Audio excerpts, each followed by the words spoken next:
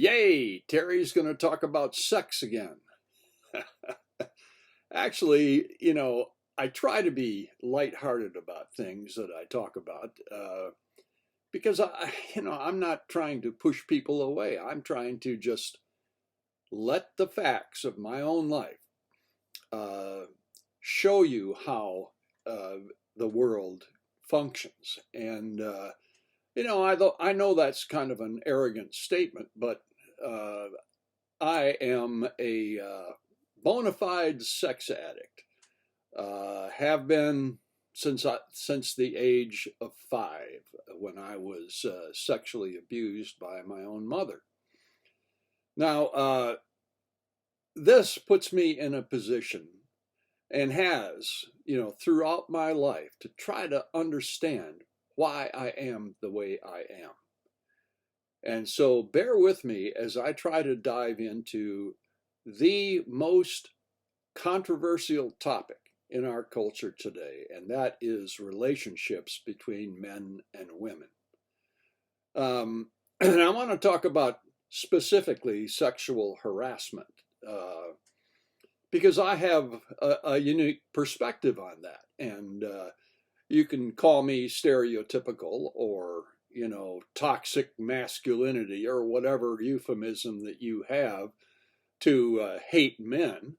Uh, I I feel that in my soul, uh, and the feelings are so powerful that it became my duty throughout my life to try to understand why. Why do I do this? Why am I this kind of a person?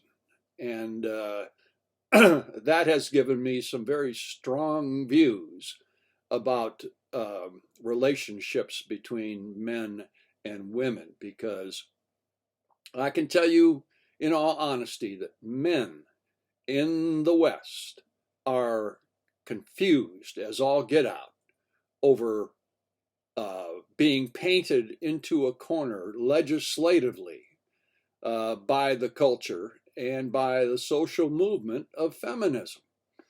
Um, a social movement, by the way, that has been institutionalized and therefore is self centered and not speaking on behalf of the good of the overall culture. So, attempts to resolve the matter of sexual harassment, for example, have always ended up in the legislatures, where laws have been made, and you know laws about sexual harassment tilt towards women.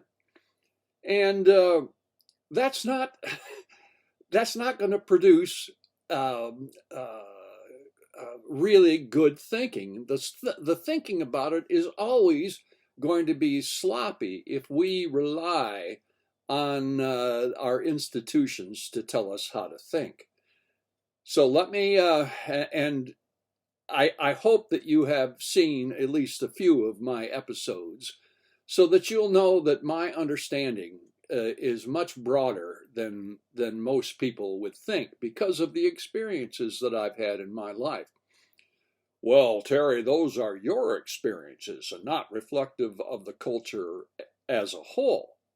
Well, yes and no, because when you live life as a deconstructionist, you've got to go back to the sources in order to fully understand what's going on around you. And you think I haven't done that in my life regarding sex? You're nuts. Uh, I want to know why I do the things I do, or have done the things that I have. As an aside, I have been sober for 25 years. Uh, and let me tell you, if you, it's like we say in AA, if you're having trouble getting in touch with your emotions, just stay sober, and they will get in touch with you. So, uh, again, I'm trying to approach this from the experience of a sex addict. And that may tilt my opinions, and I'll grant you that. That's why I call myself commentary. Um, in terms of sexual harassment, let me tell you one thing that I believe that is going to be argued and used against me. But I believe that women dressing provocatively is a form of sexual harassment. And the idea that men can't be triggered by the way a woman looks is absolutely absurd. For example, if you were to go, if you were working on a Hollywood production of a dramatic crime series, let's say, and the script writer or the showrunner says, we need a woman who looks like a slut, or a prostitute. And so how would a Hollywood casting director create a woman such as that? Well, they would dress them provocatively, because streetwalkers, I look around me today at women in the world who are wearing their underwear as outerwear, and I have to ask myself, why do you do that? Why do you do that? If we want to tout personal responsibility in our culture, why do you do that? It's triggering to me. It's triggering to a lot of men.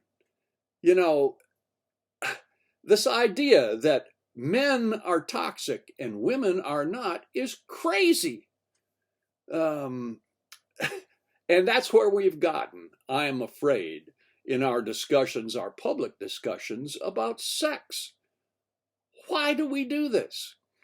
We do it because these ideas are just that. They're ideas. And if like I've done a Google Ngram search on the phrase sexual harassment. You ought to do that for yourself and see the incredible spike that begins in the late 70s and early 80s, when this term was first used, and it skyrocketed right after that. So all these ideas come from a very narrow time period. And, we may be right, we may be wrong, but that's a fact of our culture, is that men are viewed as toxic and capable of anything, while women attempt to get a free pass to do whatever it is that they wish to do. And let me tell you, the Kardashians and all of these messages, these sexual messages that we are bombarded with every day from Hollywood, give us the idea somehow that it's okay for women to wear their underwear as outerwear. And that blows my mind. Hollywood has an influence on the lives of young people, especially impressionable young people who are looking for direction in their lives, and pick and choose the women that they see who are popular online as icons of the new world. And that is the biggest piece of bullshit since lawyers.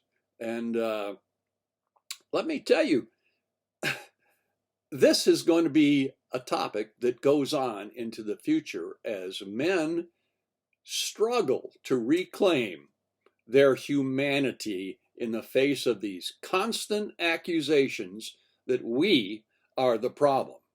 Men are the problem. That men make a choice to be this way. Really? I made a choice to be sexually abused as a 5-year-old, and I'm using that to somehow force myself on other people? How absurd. Again, Law and Order SVU is a great illustration of this. Mariska Hargitay, the star of Law and Order SVU, is known as one of the authors of the Me Too movement. Me Too? How simple is it to say, Me Too?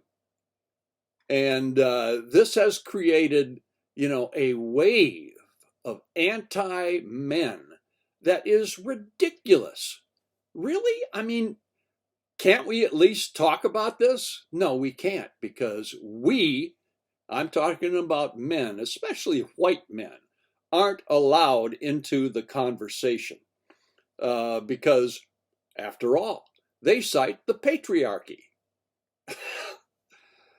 This is an artificial hegemony. Have men always been in charge? Well, how can I argue with that? I mean, I don't want to argue with that. But if you go back and deconstruct men being in charge or the patriarchy, you have to come to certain natural conclusions. After all, in the primitive world, a man's role in a relationship is that of protector.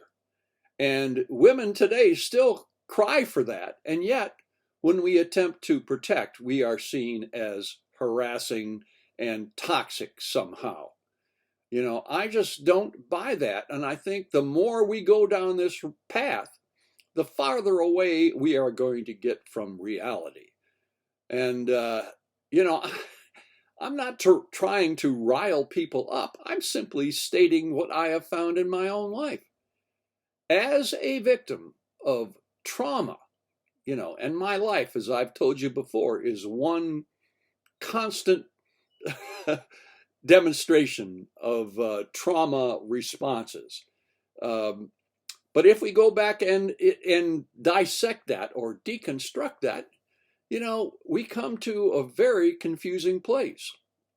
Remember that the most foundational aspect of being human is life's command that we go forth and multiply. That's something that we cannot ignore because it exists in both men and women. Go forth and multiply. So sex or marriage, as the Bible, talks about it, the linking of a man with a woman, and that is, I'm sorry, this way, that the linking of a man and a woman is the most base foundation that we have as human beings. And how can you legislate against that? You can't. It's stupid. It's sloppy thinking. So, I don't know where this is all going, but I'm telling you, it's not going to go away because the ramifications to our culture are staggering, absolutely staggering. And, in many ways, this is a political issue too, because, we see the rise in the use of the term sexual harassment paralleling the rise of extremism on the right. And, I don't think you can separate those. So, it's a very complicated aspect of our culture, but it's one that we can and should be talking about.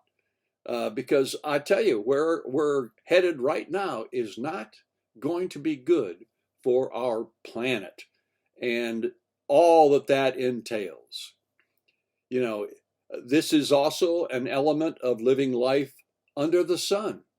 And that when you attempt to live life on life's terms, you will see the absurdity of some of the aspects of living life under the sun. Deconstruct this issue, if you would, please. And I guess I'm done. And that means it's time to remind you that I could be very wrong, because I'm just a simple commentary.